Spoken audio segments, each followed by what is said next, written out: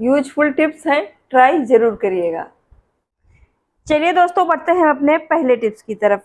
तो यहाँ पर हमने दूध लिया है। कभी-कभार क्या होता है, हमारे घर में दूध जैसे 1-2 दिन का हो जाता है और उसमें से अजीब-सी स्मेल आने लगती है और हमको लगता है कि दूध हमारा खराब हो जाएगा क्योंकि दूध इतना महँगा है, या फिर हमारे घर में छोटे-छोटे बच्चे होते हैं और टाइम टू टाइम अगर हमारे घर में इस तरह से दूध खराब हो जाता है, तो हम बहुत परेशान हो जाते हैं। तो इसके लिए बढ़िया-सी एक छोटी-सी ट्रिक है। आपको यहाँ पर मीठा सोडा लेना है, बस थोड़ा-सा 1 पिंच लेना है, ज़्यादा नहीं लेना है। इसको हम दूध के अंदर डालेंगे और स्पून की मदद से इसको हम मिक्स कर देंगे। मिक्स करने बाद इसको हम धीमी आँच पर हमें पकाना है, दूध को बॉयल करना है और ज़्यादा तेज़ फ्लेम नहीं रखना है और हम इस हाथों की मदद से हम इस स्पून से दूध को घुमाते जाएँगे। तो इस तरह से अगर आप दूध को बॉयल करते हो तो दूध अगर फटने वाला भी है, ख़राब हो गया है, आपको लगता है कि अजीब-सी स्मेल आ रही है, तो इस तरह से आप अपने दूध को सही कर सकते हो।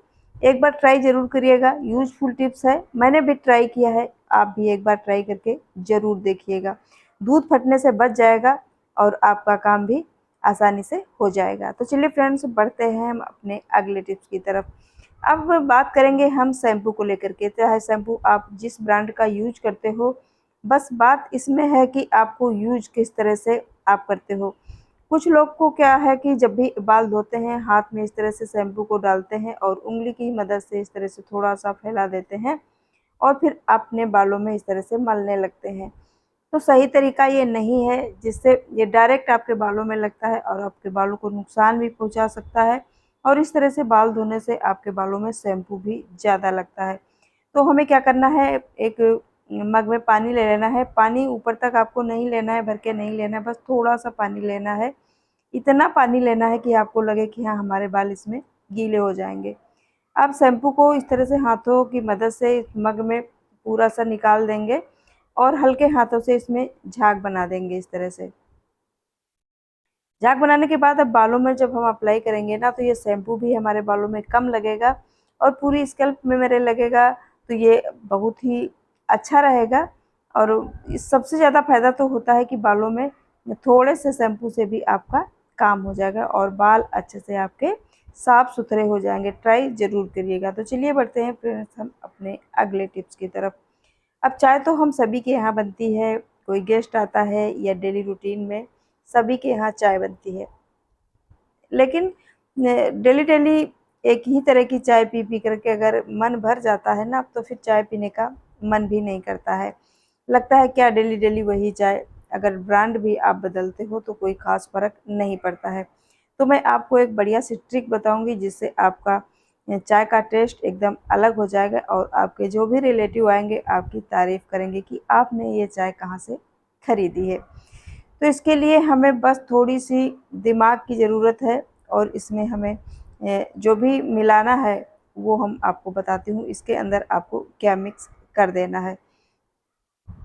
तो चलिए देख लेते हैं हम इसमें क्या मिक्स करने वाले हैं।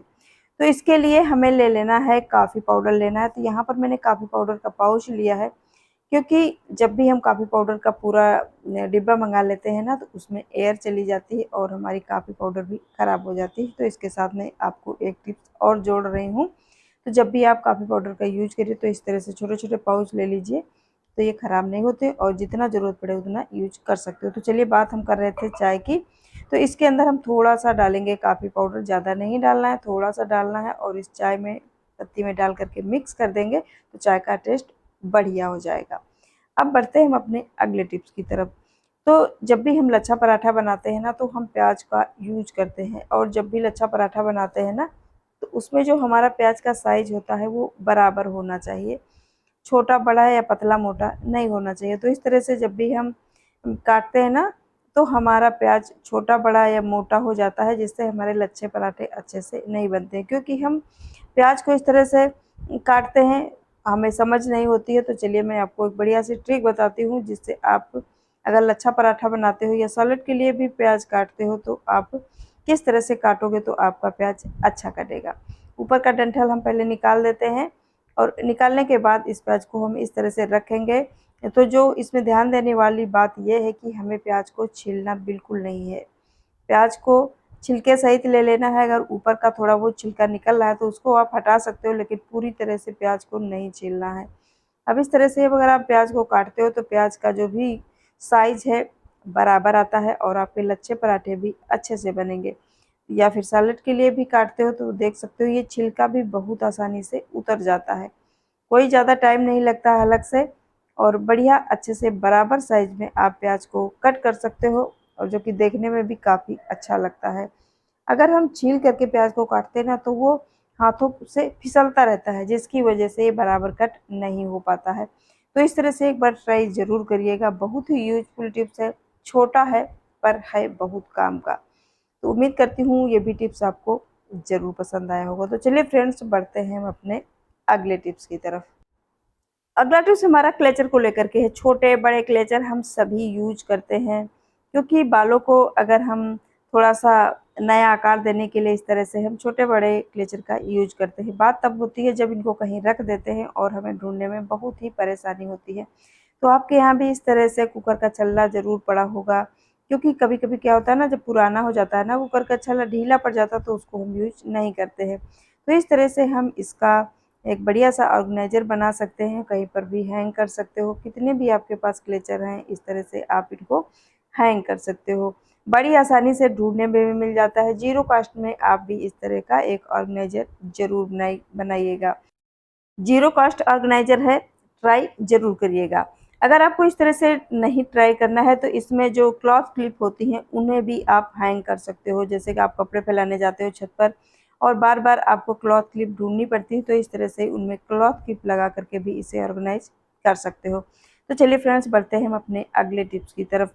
जैसे हमारे घर में टीवी का रिमोट होता है या फिर एसी का रिमोट होता है और हमारे पास कोई कवर नहीं होता है, क्योंकि कवर जब भी हम खरीद के लाते हैं ढेर सारे पैसे भी खर्च करने पड़ते हैं, उसके साथ साथ इनकी जो बटन्स होती हैं वो भी बच्चे निकाल लेते हैं, जिसकी वजह से हमारा ये ख़राब हो जाता है। तो अब मैं आपको एक जीरो कास्ट में बताने वाली हूँ। कवर रेडी करना है, बस एक ट्रांसपेरेंट पॉलीथीन ले लेनी है और उसके अंदर इसको हम डाल देंगे।